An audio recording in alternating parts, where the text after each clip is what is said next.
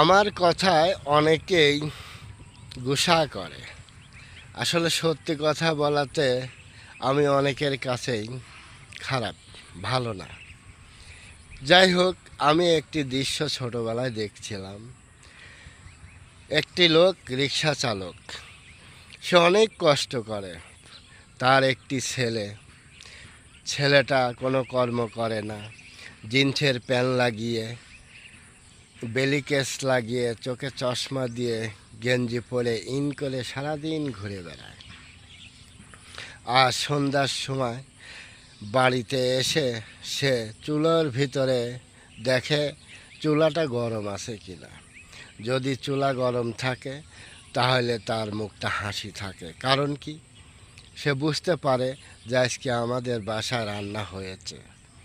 আর যেদিন চুলাটা ঠান্ডা থাকে সেদিনই বাবা মাকে গালি দিয়ে বাড়ির থেকে বেরিয়ে চলে যায়। আমি ওই সব সন্তানদের উদ্দেশ্য কিছু বলতে আসলাম।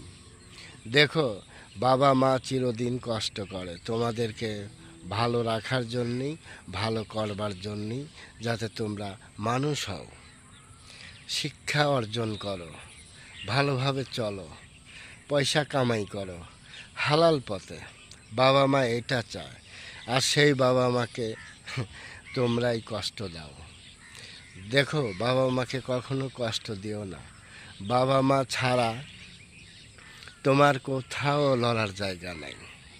কারণ যার বাবা মা আছে হয়তো সে বুঝতে পারে না, আর যার বাবা মা নাই সেই হয়তো বুঝতে পারে যে বাবা মায়ের কত অভাব আর কি কষ্ট, সেই বোঝে।